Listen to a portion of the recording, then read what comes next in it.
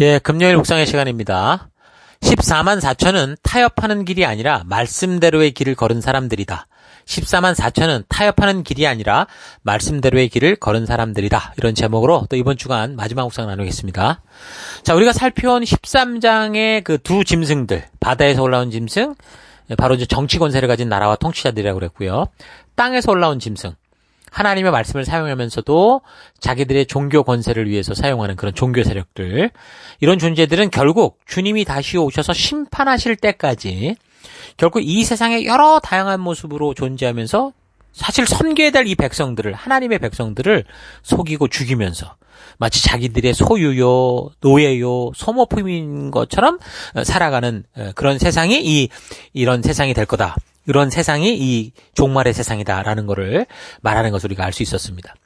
결국 사탄과 같이 자기의 본능을 따라 욕심껏 살고자 하나님께서 영광 받으실 자리를 탐내고 하나님 닮은 모든 인간들 위해 우뚝 서서 모든 인간들의 경배와 존경과 부러움을 가지고자 하는 그런 존재임을 알 수 있었죠. 자, 그렇게 볼 때 이 시대의 교회 속에서 벌어지는 많은 흡사한 일들을 우리가 볼 수 있는데, 교회 안에서까지 성도들이 본능대로 사는 일에 자극을 받아서 이 시대의 문화에 섞여 욕심껏 살아가고 있는 이런 현실들은 이렇게 이미 교회와 성도들에게 하나님께서 안타깝게 외치시고 마지막을 온전히 하도록 전하신 이 계시록의 말씀 안에 있는 거죠. 그러니까 하나님께서는 아무런 경고 또 그런 외침 없이 심판하는 분이 아니라고 분명히 말하고 있습니다. 분명한 것은 그런 욕심을 따라 사는 짐승들은 반드시 잡히고 결국 맨 먼저 유황불 붙는 불못에 던지게 될 것이라는 겁니다. 이것이 이제 계시록이 말씀해주는 이 세상의 마지막 결과라고 그랬죠. 19장 20절. 그러나 그 짐승은 붙잡혔고 또 그 앞에서 이적들을 행하던 그 거짓 예언자도 그와 함께 붙잡혔습니다. 그는 짐승의 표를 받은 자들과 그 짐승 우상에게 절하는 자들을 이런 이적으로 미혹시킨 자입니다. 그 둘은 산채로 유황이 타오르는 불바다로 던져졌습니다. 그리고 남은 자들은 말 타신 분의 입에서 나오는 칼에 맞아 죽었고 모든 새가 그들의 살점을 배부르게 먹었습니다. 그러니까 말 타신 분의 입에서 나오는 칼에 맞아 죽었다. 이게 무슨 뜻입니까? 바로 하나님이 이미 말씀하신 그 말씀에 따라 심판받고 정죄받았다라는 걸 말해주는 거잖아요. 그러니까 이렇게 13장에서는 사탄, 국가권세, 거짓 선지자, 음녀, 이런 이야기를 통해서 이 역사 속의 열방들이 어떻게 살아가며 이 세상이 어떻게 흘러갈 것이고 어떻게 사탄이 하나님 닮은 이 사람들, 하나님을 섬겨야 되는 이 백성들을 속여서 지옥의 동반자로 만들려고 하는가? 그 일에 꼭두각시처럼 쓰임받고 있는 그런 이 방법들이 뭔가라는 걸 알려주고 있는 거죠. 자, 그걸 우리가 이제 13장에 살폈던 거고요. 계속해서 이제 마지막 14장을 보면 이제 또 다른 장면이 나옵니다. 14장 1절. 또 내가 보니 보라 어린 양이 시온에 섰고 그와 함께 14만 4천이 서 있는데 그들의 이마에는 어린 양의 이름과 그 아버지의 이름을 쓴 것이 있더라. 내가 하늘에서 나는 소리를 들으니 많은 물소리와도 같고 큰 우레소리와도 같은데 내가 들은 소리는 검은 고 타는 자들이 그 검은 고를 타는 것 같더라. 그들이 보좌 앞과 내 생물과 장로들 앞에서 새 노래를 부르니 땅에서 속량함을 받은 14만 4천 밖에는 능히 이 노래를 배울 자가 없더라. 자, 지금 이 14장은 결국 12장, 13장의 결과를 보여주는 겁니다. 그 결과, 이 영육간의 세상 역사의 마지막 상황이 어떻다라는 걸 보여주는 거죠. 그래서 14장은 핍박과 박해를 참고 이긴 그 사람들에 대해서 14만 4천이라는 이 말을 통해서 보여줍니다. 여기서 말하는 시온산은 그 주변의 장면으로 볼 때 저 이스라엘에 있는 그 시온산을 말하는 게 아니고 오늘날 하늘에 있는 어떤 장소다라는 걸 분명히 알 수 있다는 거 잘 기억하십시오. 그리고 여기서 말하는 14만 4천은 뭐라고 말합니까? 모든 나라와 족속과 백성과 방언에서, 이건 7장 9절에 말씀이 이미 나왔던 거잖아요. 예수를 그리스도로 믿고 하나님의 계명을 바르게 지켜서 인침을 받은 그런 모든 무리를 말하는 것을 우리가 알 수 있습니다. 4절에 그 사실을 분명하게 말해주죠. 14만 4천이 누구냐? 14장 4절을 보면 이 사람들은 여자와 더불어 더럽히지 아니하고 순결한 자라. 어린 양이 어디로 인도하든지 따라가는 자며 사람 가운데서 속량함을 받아 처음 익은 열매로 하나님과 어린 양에게 속한 자들이니 그 입에 거짓말이 없고 흠이 없는 자들이더라. 그 하나님을 찬양하는 14만 4천 명은 여자와 더불어 더럽히지 않았다라고 하는데 여기서 말하는 여자는 누굽니까? 그러니까 세상의 거짓 종교, 음료, 하나님의 뜻이 아닌 다른 말을 하는 거. 그러니까 인간의 본능을 따라 욕심대로 살게 하는 그 존재를 말하는 겁니다. 그러니까 쉽게 말하면 14만 4천이라는 사람들은 자기 느낌과 감정과 자기의 본능을 따라서 욕심대로 행하지 않고 하나님의 법도와 규례와 명령과 계명, 이 분명한 기준을 따라 어린 양이 어디로 인도하든지, 그게 무슨 말이에요? 그러니까 하나님의 말씀이 가르쳐주는 이미 알게 한 그 방향이 어디든지 그 길로 가며 순종하던 사람이다, 이걸 말하는 거죠.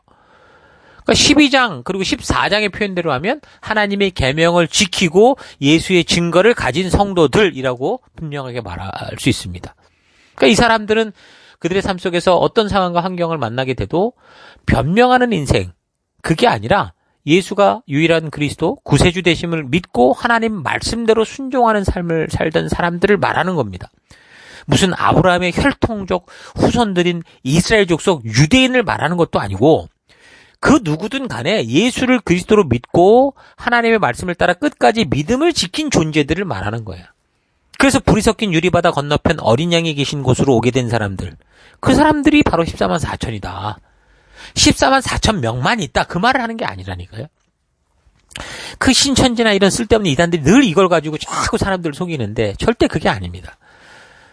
그러니까 이 14만 4천이라는 사람들은 하나님의 말씀만을 알고 뭐 말로만 믿는다고 그렇게 말 떠들어댄 사람들이 아니라 예수를 그리스도로 믿기에 그 어린 양이 인도하고 이끄는 곳, 그러니까 말씀의 가치가 있는 곳이면 어디든지 갔고 그 말씀대로 그 약속을 따라 순종하며 증인으로서 하나님이 우리를 부르셨으니까 그렇게 행하며 하나님과의 약속을 지켜갔던 사람들을 말하는 겁니다.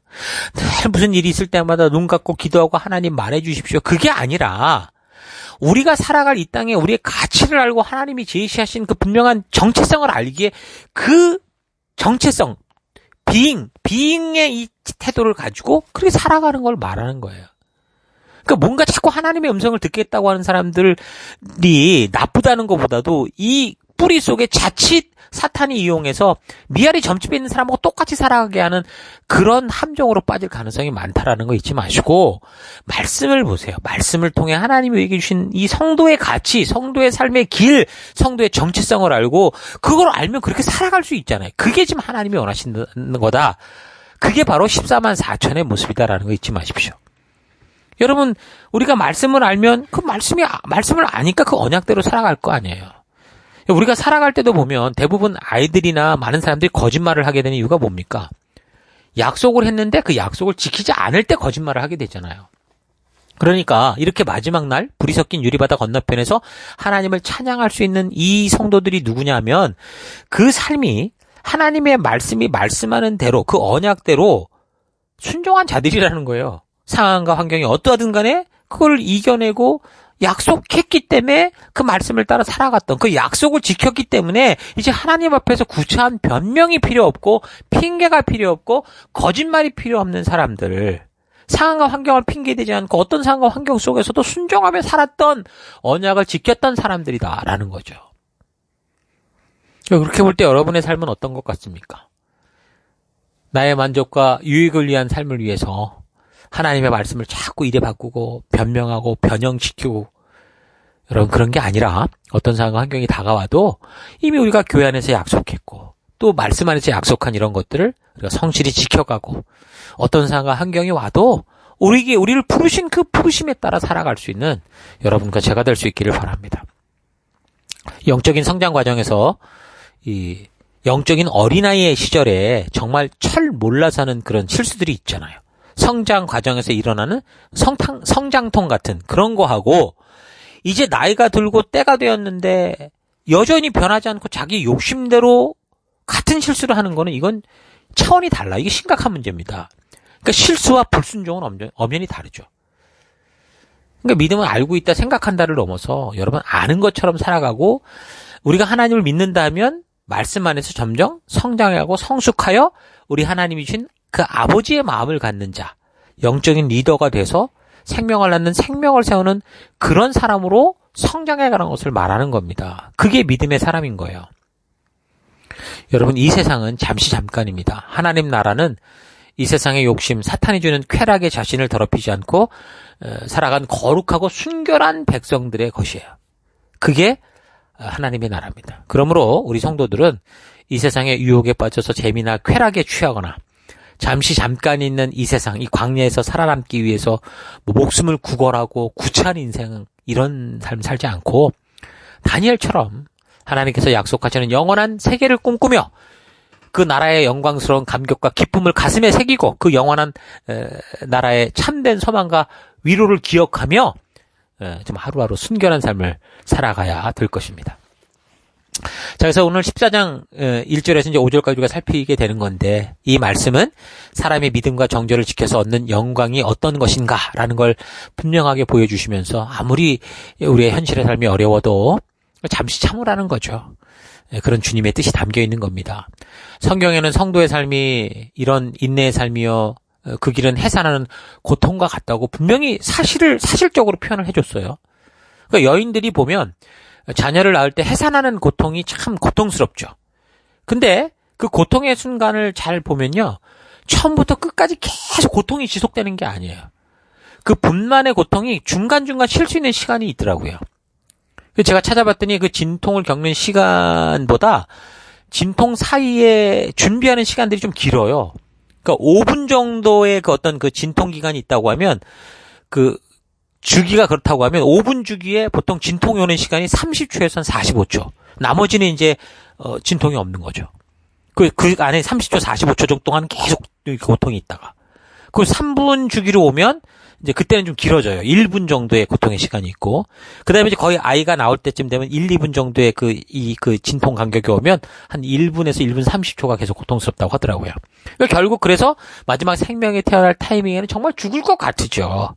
마지막 큰 고통이 따라요. 그런데 어때요? 그런 고통을 넘어설 때 자녀가 태어난다잖아요. 그리고 그 자녀가 태어났을 때는 그동안 그렇게 고통의 시간이 막 있었던 게 싹 없어지고 어떻게 되는 거예요?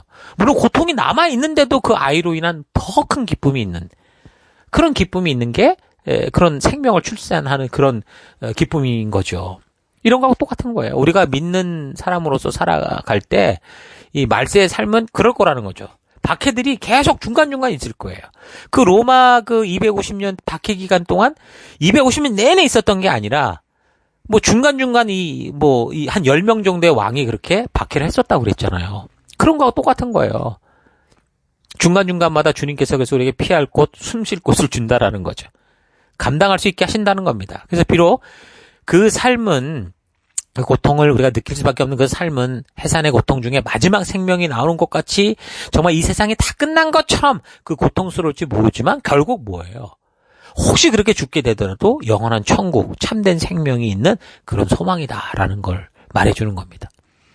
이런 천국의 약속을 받은 성도들의 삶에 있어서 여러분, 해산의 고통이 없는 무통분만은 없어요. 우리가 기도하니까 구름 타고 다니고 기도하니까 모든 어려움들 피해갔더라. 여러분, 그건 하나님이 주신 길이 아니라 어쩌면 사탄이 유혹하는 길일 수도 있어요. 여러분, 이 세상의 가치, 뭐 길어야 뭐 7, 80년 하는 유한한 가치가 아니라 영원한, 또 영원 무궁한 하늘의 가치, 말씀의 가치를 붙들고 여러분, 그런 길을, 험난한 길이라도 그 길을 함께 걸어가는 여러분과 제가 됐으면 좋겠습니다. 자, 오늘 하루 나는 이 세상의 문화 속을 살아가면서 이 땅의 문화를 말씀으로 분별하며 말씀의 가치를 따라 지켜가는 삶을 사는지, 아니면 이 세상의 문화적 흐름에 쉽게 동요하고 더 나아가서 같이 즐기고 더 나아가서 교회 안에까지 와서 교회 지체들까지 부추기고 세상 문화대로 사는 것을 아무렇지도 않은 것처럼 살고 있지는 않은가, 좀 깊이 되돌아볼 수 있길 바랍니다. 14만 4천 명에 대한 성경적 정의는 여자들로, 그러니까 세상 문화로 더불어서 몸을 더럽히는 일이 없지 정절을 지킨 사람들이라고 그랬고, 어린 양이 가는 곳이면 어디든지 따라다니는 사람들이라고 그랬고, 입에서는 거짓말을 찾을 수 없고 흠잡을 데가 없는 말씀의 가치를 따라 살았던 사람들이다 라고 말합니다. 그러니까 많은 사람들이 그저 예수를 믿는다고 고백만 하면 모든 것이 다 된 줄 아는데, 그 고백으로 말미암는 결과는 하나님과의 관계가 회복이 되고 하나님의 자녀가 되는 권세를 얻는 겁니다. 그러나 성경은 이미 그렇게 하나님의 자녀가 되는 권세를 얻었던 아브라함의 후손들이 하나님의 말씀을 무시하고 어떻게 자기 생각과 본능, 욕심을 따라 살아감으로 그 귀한 권세를 잃게 되었는지를 분명하게 보여주고 있습니다. 율법을 지켜야 구원이 되는 게 아니에요. 율법은 하나님의 백성된 사람들에게 하나님의 백성된 가치를 알게 하는 겁니다. 그래서 그 은혜와 믿음으로 구원된 그 백성들은 그 말씀의 가치를 따라 믿음으로 사는 그 길을 걸어야 되는 거예요. 그게 하나님 나라 백성답게 사는 거예요. 아브라함 보십시오. 하나님이 심판하셔야 됐던 그 가나안, 그 타락한 문화 속에 살았지만 어떻게 했어요? 그 문화에 동요되지 않았고 그 세상 가치를 따라가지 않았고 오직 하나님의 말씀을 따라 하나님이 인도하는 대로 갔던 그런 사람 아닙니까? 그러니까 여러분들이 살아가는 삶의 곳곳에서도 이런 아브라함과 같은 다니엘과 같은 그런 믿음의 삶이 있기를 바랍니다. 그래서 여러분이 살아가는 삶의 터 그 곳곳에서 술과 담배, 마약과 음란 비디오와 음행과 어떤 그런 재물을 따라 살아가는 이 세상의 문화에 동요되지 않고 오직 믿음의 길을 걸을 수 있는 그런 거룩하게 분별된 삶이 될 수 있기를 바랍니다.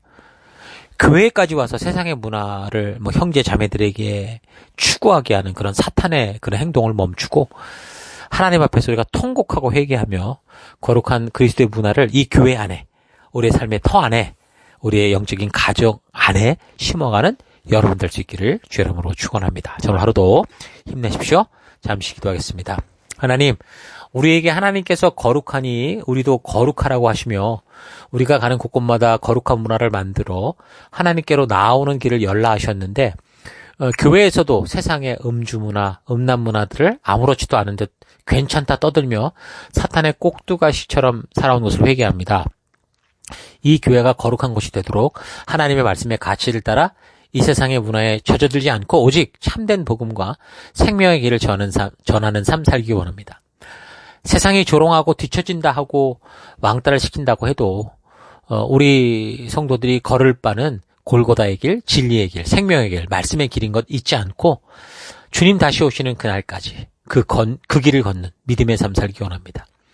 타협하는 길이 아니라 말씀대로 걷는 그 삶이 바로 우리의 삶이라는 거 잊지 않고 내가 이 세상 속에 어떤 역할을 가지고 어떤 전문성을 가지고 살아가든 내가 서 있는 그곳에서 말씀의 가치를 따라 말씀의 가치를 만들어내는 그런 하나님의 나라를 세우며 살아가는 우리가 될 수 있도록 인도하여 주옵소서.